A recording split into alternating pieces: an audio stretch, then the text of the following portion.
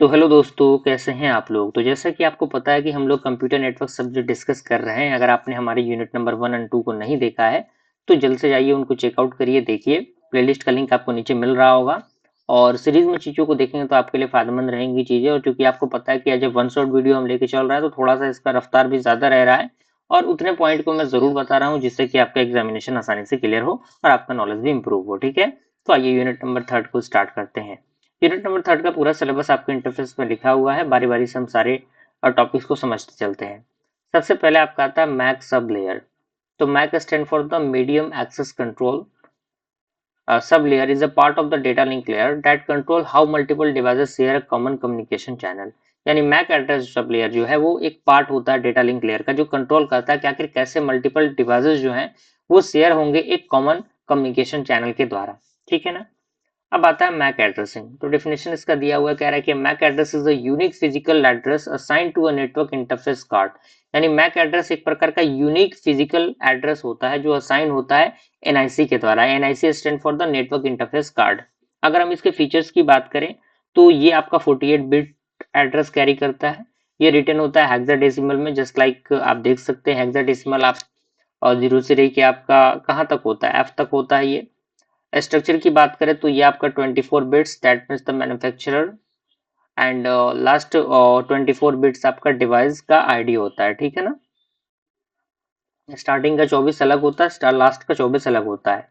दूसरा हमारा था बाइनरी एक्सपोनेंशियल बैकऑफ, जिसे हम लोग बीईबी कहते हैं। ये एल्गोरिथम क्या होता है, it is used in the CSC MSCD that means Ethernet. यानी ये आपका सीएस एमएससीडी इथरनेट के अंदर यूज होता है। वर्किंग की बात करें, कह रहा है कि इफ कोलिजन अकर, यदि कोलिजन अकर होगा तो वेट होगा किसके लिए, रैंडम टाइम के लिए। And waiting time increase exponentially, waiting time increase होगा एक्सपोनेंशियली। फॉर्मूला दिया गया है कि waiting time is equal to random 0 and 2 का पावर के -1 के आपका नंबर ऑफ कॉलिजन होता है। एडवांटेजेस की बात करें तो ये रिड्यूस करता है रिपीटेड कॉलिजन को। अगला हमारा था रैंडम एक्सेस, जिसे हम लोग कॉन्टेंटेशन प्रोटोकॉल कहते हैं। तो इसके अंदर आपका अलोहा आता है जो कि आपका प्योर अलोहा होता है for send the data any time, यानी कभी भी डेटा को सेंड करने के लिए यूज होता है। यदि कॉलिजन होगा तो रीट्रांसमिट होगा आफ्टर द रैंडम डिले। उसके बाद हमारा इफिशियंसी आता है जो कि आपका लगभग 18% होता है, लो होता है इसका एफिशिएंसी। स्लॉटेड अलोहा की बात करें तो ये वर्क करता है time divide into the slot, यानी इसके अंदर जो टाइम है वो स्लॉट में डिवाइड होते हैं। ये सेंड करता है केवल बिगनिंग ऑफ द स्लॉट पे। इफिशियंसी की बात करें तो इसकी इफिशियंसी लगभग 36% होती है, जो कि बेटर देन प्योर अलोहा होता है। ठीक है, प्योर अलोहा से बेहतर होता है। अगला हमारा आता है CSMA, that means carrier sense multiple access. Concept की बात करें तो ये लिसन करता है बिफोर सेंडिंग डेटा, यानी डेटा को सेंड करने से पहले। टाइप की बात करें तो फर्स्ट परसिस्टेंट सीएसएमए आता है। ठीक है, परसिस्टेंट सीएसएमए जो कि सेंड करता है इमीडिएटली यदि चैनल आइडल है तब। दूसरा आपका था नॉन परसिस्टेंट सीएसएमए जो वेट करता है रैंडम टाइम के लिए यदि बिजी है तो। उसके बाद हमारा आता है पी परसिस्टेंस जो सेंड होता है विद द प्रोबेबिलिटी पी के अकॉर्डिंग। ठीक है। अगला हमारा आता है सीएसएमए सीटी सॉरी। तो ये आपका कॉलिजन डिटेक्शन के लिए यूज होता है, use in the wired Ethernet. Working की बात करें तो it listen to the channel, send data and यदि कोलिजन डिटेक्टेड होंगे तो स्टॉप होगा ट्रांसमिशन एंड अप्लाई होगा बीईबी एल्गोरिथम। अब ये क्या होता है हमने बता दिया है। अगला हमारा था CSMA CA, that means collision avoidance. ये यूज होता है for the wireless network just like wifi. Working की बात करें तो ये अवॉइड करता है कोलिजन को using the RTS, that means request to send, CTS that means clear to send. Clear है। अब हमारा आता है कोलिजन फ्री प्रोटोकॉल। क्या होता है ये, तो सबसे पहले आपका आता है बेसिक बिट मैप प्रोटोकॉल। तो हर एक स्टेशन के पास एक स्लॉट होगा, केवल एक ट्रांसमिशन एक समय पे होगा। दूसरा आपका आता है BRAP, that means binary reservation access protocol. तो station reverse slot using the binary method, यानी एक स्टेशन रिजर्व जो आपके रिवर्स रिजर्व स्लॉट होंगे वो यूज करेंगे बाइनरी मेथड को। ठीक है।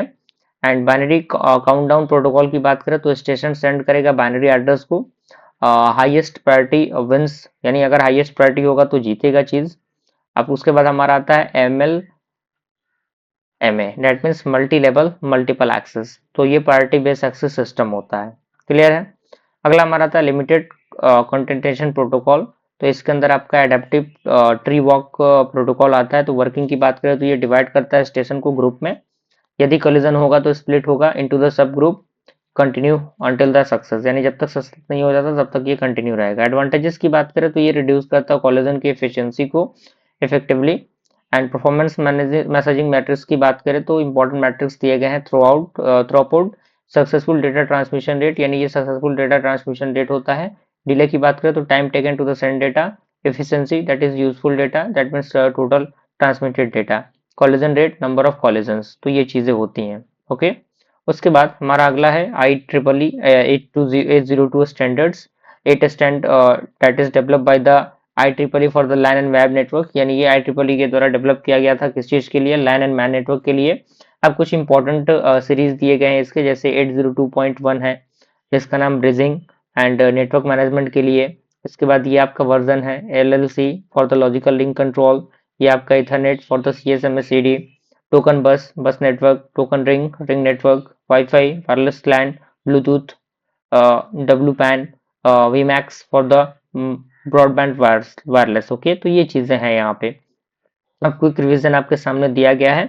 मैक आपका channel access control, MAC address 48 bit unique ID, ALOHA less than slotted ALOHA, CSMA listen before send, CSMA/CD detect collision, CSMA/CA avoid the collision, BEV collision handling, IEEE 802.3 Ethernet, IEEE 802.11 wifi.